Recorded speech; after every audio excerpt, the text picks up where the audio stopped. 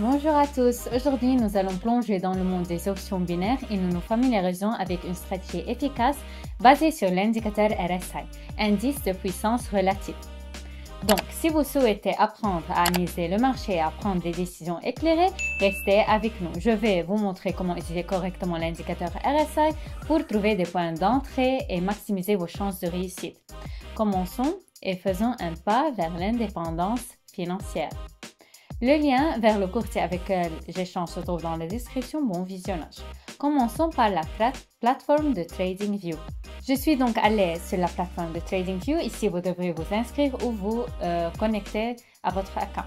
Si vous utilisez cette plateforme pour la première fois, il est fort possible que vous n'ayez pas ajouté les paires de devises nécessaires. Pour les ajouter, cliquons sur le signe plus dans le coin supérieur droit. La section Forex doit être sélectionnée ici et notre tâche consiste à ajouter les paires de devises pour lequel le fournisseur de cotation est FXCM. Ajoutons maintenant l'indicateur avec lequel nous allons échanger. Accédons à la section indicateur et ajoutons un indicateur appelé RSI Divergence Indicator. Ce n'est pas tout, modifions également le type de graphique en linéaire. Cliquons sur les bougies dans le coin supérieur gauche et choisissons Bin.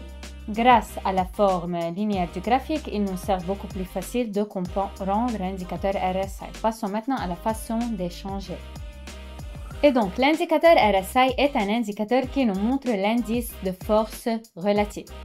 Cet indicateur nous permet d'observer l'évolution du prix sur un intervalle donné. Notre objectif est de prêter attention aux divergences. La divergence est la différence entre ce qui se passe sur notre graphique et ce qui se passe sur notre indicateur.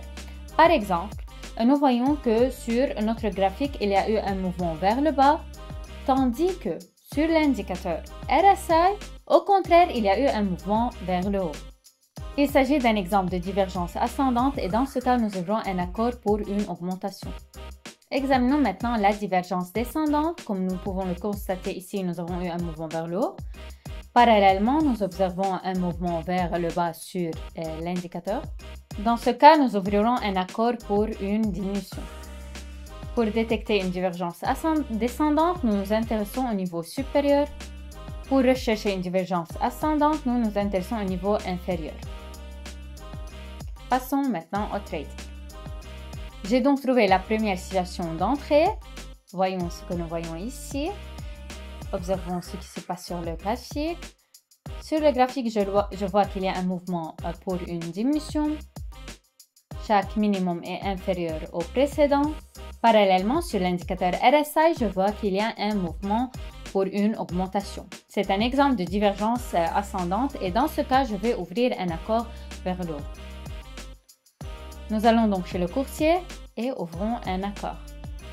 J'ai donc choisi la paire de devises souhaitée et j'ai ouvert un accord de $100 d'une minute vers le haut.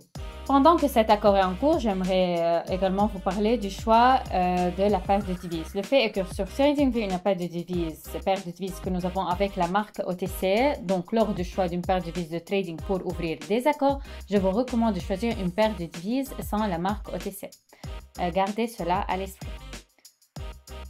Pendant que cet accord est en cours, je vous invite à rejoindre ma chaîne de Telegram via le lien dans la description. J'y partage non seulement mes stratégies de trading, mais aussi des signaux actuels qui vous aideront à prendre des décisions plus éclairées sur le marché.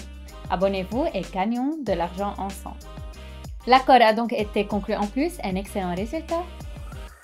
Je tiens également à attirer votre attention sur le fait que lorsque je recherchais une divergence, elle n'était pas indiquée sur l'indicateur. En effet, l'indicateur affiche cette divergence avec un certain retard. C'est pourquoi il est également très important de rechercher soi-même la divergence. Passons maintenant à autre chose. J'ai trouvé une autre situation d'entrée. Une divergence ascendante s'est formée ici. Voyons ce que nous observons ici. Sur le graphique, nous avons observé un mouvement vers le bas, les minimums étant inférieurs au précédent. Parallèlement, sur l'indicateur RSI, nous observons que le mouvement, au contraire, s'est dirigé vers une diminution, où les minimums étaient supérieurs au précédent. De cela, nous avons donc une divergence ascendante avec laquelle nous ouvrirons pour une augmentation. Je suis donc passé chez le courtier et j'ai ouvert un accord vers le haut. J'aimerais également attirer votre attention sur le fait que notre prix est proche du niveau de support.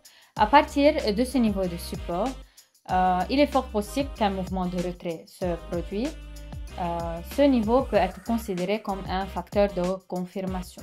Si nous parlons des facteurs de confirmation, je dirais directement qu'ils sont très importants car ils renforcent la confiance dans notre accord et nous permettent de clôturer en profit. Les facteurs de confirmation incluent divers niveaux ou modèles de bougies. Un mouvement confiant pour une augmentation s'est produit et j'ai pris mon bénéfice. Excellent résultat, mon bilan est déjà de 265 $. Passons à autre chose. J'ai donc trouvé une autre situation d'entrée. Voyons ce que je vois sur le graphique et sur l'indicateur. Sur le graphique, je constate des mouvements vers le haut, nos maximums étant supérieurs au précédent. On peut le constater. En plus de cela, sur l'indicateur RSI, au contraire, nous avons eu un mouvement pour une diminution et le maximum étant inférieur au précédent. Il s'agit d'un exemple de divergence descendante et je vais donc ouvrir un accord vers le bas. Nous allons donc chez le courtier et ouvrons un accord vers le bas. Examinons également les facteurs de confirmation. Comme facteur de confirmation, je constate qu'il existe un niveau de résistance locale. Il y a eu certains mouvements de retrait de sa part. Cela suggère qu'il y a très probablement un vendeur qui poussera le prix vers le bas. Enfin, parlons de l'ordre des actions pour ouvrir un accord. Premièrement, vous devriez observer une divergence sur l'indicateur RSI. Deuxièmement, vous devriez voir au moins un facteur de confirmation. Sachez que plus vous trouverez des facteurs de confirmation, plus vous avez de chances de conclure votre accord en plus. Après toutes ces actions, nous avons sereinement ouvert un accord en utilisant la gestion des risques. Excellent résultat, mon accord a été conclu en plus. Résumons maintenant. Comme vous pouvez le constater, en quelques accords seulement, je peux augmenter mon bilan de plus de 3 fois en échangeant avec cette stratégie. Chacun d'entre vous pourrait obtenir le même résultat en répétant mes accords immédiatement.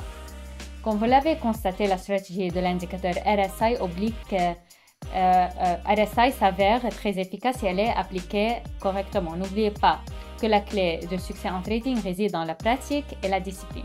J'espère sincèrement que ces connaissances vous aideront à prendre des décisions plus confiance et obtenir les résultats escomptés.